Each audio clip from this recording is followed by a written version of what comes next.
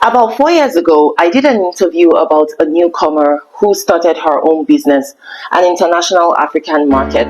It's actually one of the biggest now in the province. During that interview, we were able to highlight some key areas that an immigrant entrepreneur needs to go through.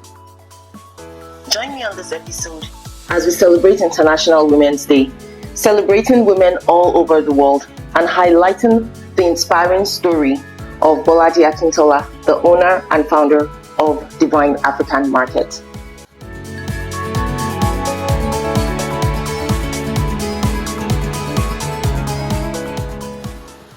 So during my interview with Bolaji, there were certain key things that she highlighted. She spoke about the regulations, understanding and identifying the regulations that guide her business. She also spoke about funding, how she was going to fund and start her business. She spoke about some organizations that she leveraged and some programs that she was able to leverage. She spoke about gathering information. She spoke about networking and being able to identify her market. Her story highlights a lot of the things that we have been speaking about on Let's Talk Business.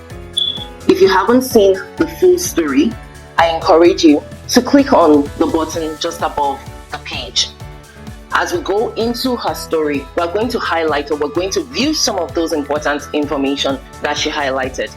My name is Bolaji and I manage Divine African Market Store on Luna Street, Fredericton, New Brunswick. I started the business in April 2018 when I relocated with my family to New Brunswick as a skilled worker.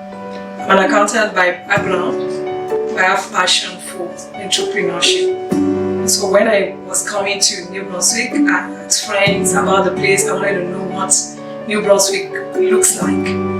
Because prior to that, I didn't know so much about the province. And one of the information I got was they didn't really have varieties of African food. Immediately I knew that was an opportunity for me to tap into that business. So landing in April 2018, I came straight with foodstuff to sell. So house there I started immediately I landed. I started selling from the house. And I would just tell people, I'll tell blacks, anyone I see around, I just tell them I'm selling African food. And that was how I started. Oh, so this was something that you started right from your relocation to Canada? Yes. In fact, when I was going to land, I remember I was telling my husband I want to land with a container load of food. Wow. And when I look back to think of saying that, I still laugh at myself, going to a new country and you want to go with a container, and my husband said, you don't even know what the country looks like, won't you even get there and see what the regulations are? I spoke with my mom, who is also a business person, and she said, no, you don't rush these things, you take it step by step. You have to start small and then grow the business. And so I knew I couldn't start big, I needed to start small so I would learn. So I started from day one with foodstuff I came with. I started selling from there. Afterwards, in June, the business was registered. June 6, 2018, the business was registered legally. But we decided to hold on to the physical store because of the cost of running a physical store in Canada. So we started from the house and it was small, but it was growing. So you actually registered the business that same year you... Yes, just 2 months after. Okay. I registered the business and I started making inquiries. I started my business plan because you can't start a business without having a foundation. So I needed to have a business plan. So I developed a business plan. I spoke with Statistics Canada to get the statistics of nationalities in New Brunswick. Okay. I got different information and I used that to build my business plan. I saw there was an opportunity in it because New Brunswick is a fertile ground. Right. It's a province that has a need for immigrants, and as at that time I realized a lot of new immigrants were from Africa, especially from Nigeria. In a new country, you want to eat what you're used to, especially when you move to that country as an adult. Right. So I knew that need was going to be there. Definitely. So Immediately I started, I would tell anyone and everyone that I was selling foodstuffs. After I started the business plan, I also attended different seminars. I went to Planet Ash. Planet Ash is in Fredericton. I met a couple of people there. I attended different training section, and I started checking all the custom, the laws of Canada, what you need to have to import to Canada. I would call Canada border, I would ask questions. I knew I needed to set the foundation right. So while you were doing all of this, did you get any support from the government? Because I understand that New Brunswick actually assists entrepreneurs when they want to start their businesses. Did you get any support in terms of direction, in terms of how to start, especially because you were arriving in the country as an immigrant, I mean as a first time, and you were going to start this business for the first time? Did you get any support from the government? In terms of financial support, no.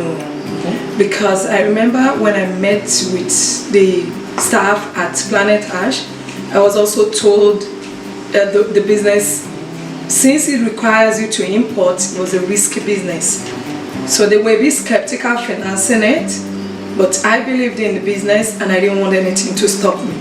And that was why I decided to start small. With the support from my husband, we decided to put our resources together and we started with what we could afford. In terms of seminars, I was able to get different information. In terms of information on licensing, as at that time, I didn't have enough. But I kept calling Service New Brunswick, I would call Corporate Registry, I would call Canada Border Service, because they didn't have a one-stop place to get all the information. But I knew I would go all out to get what I need. Afterwards, a new link was developed, BizPal, and you could get all the information from there. What do you think? Beautiful story, right? I know, and a lot of information there. And bear in mind that this happened over 4 years ago. If she had delayed starting this business, imagine how many people have been blessed and how many needs she has met just by doing and starting her own business. Think about how she's been financially empowered by having that business on hand for over 4 years now. If you are thinking about starting your own business and you've been delaying or you've been thinking you don't have the right information, well, I encourage you to be inspired by a story like hers. I encourage you to also go through all the different videos that I have done, especially on Let's Talk Business and Why Day Wednesday, the entrepreneurial culture. You can check for that on my other page, Why Day Wednesday, here on YouTube. And you can also reach out if you have any questions about how to start your own business. We have 3 amazing women that we're celebrating this month, thanks to our partners at PhD Consulting. One woman is going to get the benefit of having her business plan done. If you recall, that's one of the things that Bolaji had done. We're going to have someone get their customer persona done, and somebody else is going to get a business model canvas done for them. Congratulations to these 3 women. Thank you once again for joining me on this episode. I trust it was an inspiring and insightful video for you. Don't forget to subscribe, and also please share these videos with anybody that you know can be empowered by them. I am on a mission to empower immigrant entrepreneurs, and I hope you'll find this page insightful and helpful. So don't hesitate to continue to join me here, and I'll see you again next week. Take care.